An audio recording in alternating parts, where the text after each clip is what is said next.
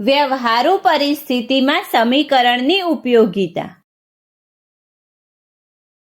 આજે આપણે જોઈશું વ્યવહારુ પરિસ્થિતિમાં સમીકરણની ઉપયોગિતા સંબંધિત ગેરસમજો.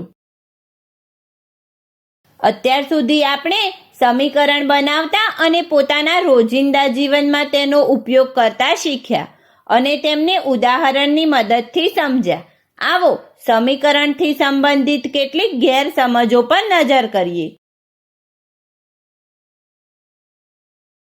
આપણે મોટા ભાગે કોઈ પણ સમીકરણને જોઈને જમણી બાજુને ડાબી બાજુનો જવાબ માની લઈએ છીએ, જ્યારે કે એક સમીકરણ ડાબી બાજુ અને જમણી બાજુ સંબંધ બનાવે છે. આપેલ સમીકરણને ધ્યાનથી જોવો. 2x + 19 = 25. આપેલ વિકલ્પમાંથી કયો વિકલ્પ સાચો છે? ચાલો જોઈએ આમાંથી કયો વિકલ્પ સાચો છે.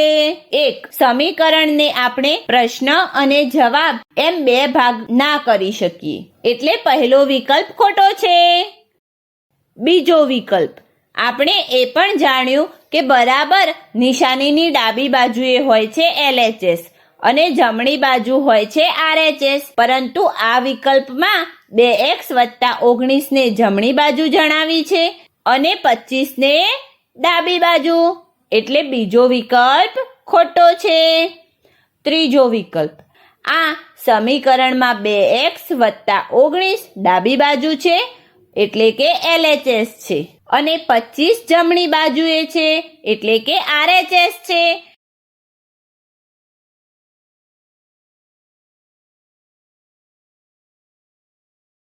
એટલે ત્રીજો વિકલ્પ સાચો છે.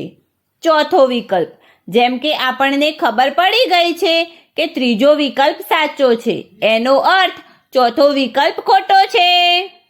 સમીકરણમાં પદોનું સ્થાનાંતર કરતી વખતે બાળકો મોટા ભાગે ભાગાકાર અને ગુણાકારની પ્રક્રિયામાં ભૂલ કરે છે. આવો એક ઉદાહરણ જોઈએ. વિજયની ઉંમર તેના પિતાજીની ઉંમરના અડધાથી 7 વર્ષ ઓછી છે. જો વિજયની ઉંમર 14 વર્ષ છે તો શું તમે જણાવી શકો છો કે તેના પિતાજીની ઉંમર કેટલી હશે? શું તમે આ પરિસ્થિતિને એક સમીકરણના સ્વરૂપમાં દર્શાવી શકો છો? ધારો કે વિજયના પિતાજીની ઉંમર છે A વર્ષ, તો આપણું સમીકરણ થશે વિજયના પિતાજીની ઉંમર ભાગ્યા 2 ઓછા 7 બરાબર વિજયની ઉંમર, એટલે કે A ભાગ્યા 2 ઓછા 7 બરાબર 14. વિજયના પિતાજીની ઉંમરની જાણકારી મેળવવા માટે આપણે આ સમીકરણને ઉકેલવું પડશે. આમાં આપણે ડાબી બાજુએ ફક્ત A પદ જોઈશે, એટલા માટે આપણે ઓછા 7 ને જમણી બાજુએ સ્થાનાંતર કરીશું, જે જમણી બાજુએ 14 માં ઉમેરાઈ જશે, જેનાથી આપણને મળશે A ભાગ્યા 2 બરાબર 21. આ સમીકરણને ઉકેલવા માટે આપણે ડાબી બાજુએ ફક્ત A જોઈએ છે. અત્યારે ડાબી બાજુએ 2 A ને ભાગે છે. ઘણી વખત બાળકો સમીકરણ ઉકેલતી વખતે જમણી બાજુને 2 વડે ભાગાકાર કરે છે, જેનાથી તેમને મળે છે A બરાબર 21 ભાગ્યા 2, જે ખોટું છે.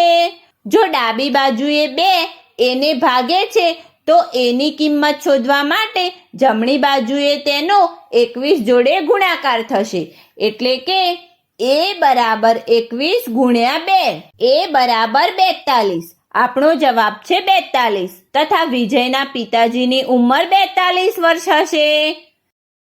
આજે આપણે જોઈ વ્યવહારિક પરિસ્થિતિમાં સમીકરણની ઉપયોગિતા સંબંધિત ગેરસમજો. આશા છે કે તમને આ ભાગ સારી રીતે સમજાઈ ગયો હશે. આભાર.